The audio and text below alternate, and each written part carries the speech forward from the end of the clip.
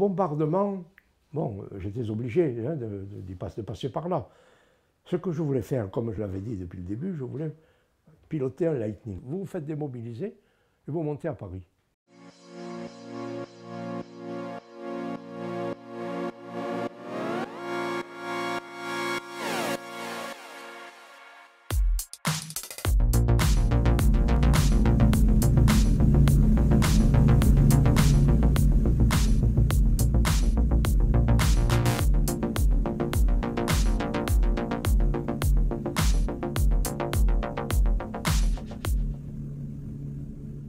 Je vais à Paris en tant que civil.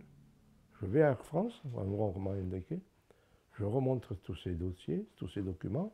On me prépare un dossier et on me dit pas de problème. Vous serez pris au début comme copilote avec un DC3 peut-être, mais je m'en fous. Après on passe sur les DC4 et tout le reste. Mais au moment de signer, on relit bien le contrat et on me dit mais attention, il y a un problème là. Vous avez que 19 ans et demi. Ben oui, oui. Et vous êtes mineur. Eh oui. Il vous faut être majeur à cause des assurances. Voilà, terminé. Eh bien, il dit, vous reviendrez me voir quand vous aurez 21 ans. Est-ce que vous êtes revenu à 21 ans? Non, parce que à 18 ans et demi, je suis redescendu dans l'Ariège, j'ai pris immédiatement un billet pour un bateau et j'ai quitté la France.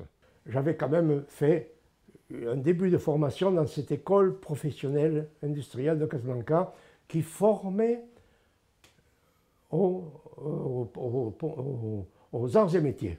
C'est-à-dire que de là, après, on passait un concours et on rentrait aux arts et métiers, comme ingénieur des arts et métiers. Bon, moi, bien sûr, je n'en étais pas à ce niveau-là, puisque j'ai arrêté avant pour m'engager. Et là, je trouve immédiatement du travail, engagé par une très grosse société de travaux publics et hydrauliques qui commençait à débuter la construction d'un barrage. Il m'est arrivé par la suite d'arriver à être dans des endroits où je pouvais avoir un avion à ma disposition. Hein, mais en tant que copilote toujours, pas pilote, parce que je ne faisais pas renouveler mes licences et tout et tout. J'ai par exemple été au Sahara, j'ai été envoyé au Sahara pour construire 2 usines d'uranium à Arlit. Entre Arlit et la capitale du Niger en bas dans le sud, Niamey, il y a combien? Il y a 1000 km, hein, à peu près. Il n'y a rien entre. C'est le sable. On avait mis à ma disposition un avion, un bimoteur, un Piper, là, un Piper bimoteur de 250 chevaux à 6 places, là, hein, avec un pilote, bien sûr, parce qu'on faisait des locations. Et moi, c'était moi qui ai envoyé cet avion à Niamey, là-bas. J'ai dit, tu vas me chercher ceci, cela, le samedi, de me le ramener le dimanche, parce que j'en ai besoin pour le lundi, des dossiers, de ceci, de cela. Enfin, pas de passagers. Les passagers partaient par DC3 d'Air Niger. Hein. On ne prenait pas de passagers. Mais lui, le pilote, tout seul, faire 1000 km, il partait le samedi matin. Ça faisait à peu près 3 heures ou 4 heures de vol jusqu'à Niamey. Il partait le matin de bonne heure pour ne pas être emmerdé par la chaleur et tout ce qui se passe ensuite.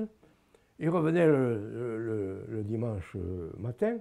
Alors, comme on était bien ensemble et tout, alors il me dit, allez, vous prenez le commande, moi je m'occupe de la navigation et de la radio. Hein. Je m'occupe du reste. Hein. Vous passez. Alors, enfin, on se remplaçait. Ce qui fait que j'ai peut-être fait 50 ou plus de 50 traversées du Sahara, comme ça, aller-retour. Hein. Mais je ne les marquais pas. Je ne pouvais pas les marquer puisque je n'étais pas à jour avec mes licences.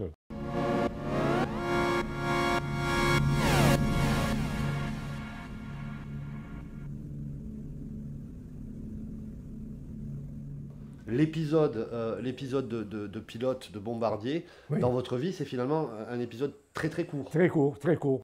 Ça, c'est le fameux blason que j'ai sur la casquette, qui était mon blason de pilote, hein, qui m'a été remis aux US. Qui est avec les 3 poussins bleu, blanc, rouge. Ils grandiront. C'est-à-dire que ces 3 poussins deviendront des aigles par la suite. Voilà l'histoire.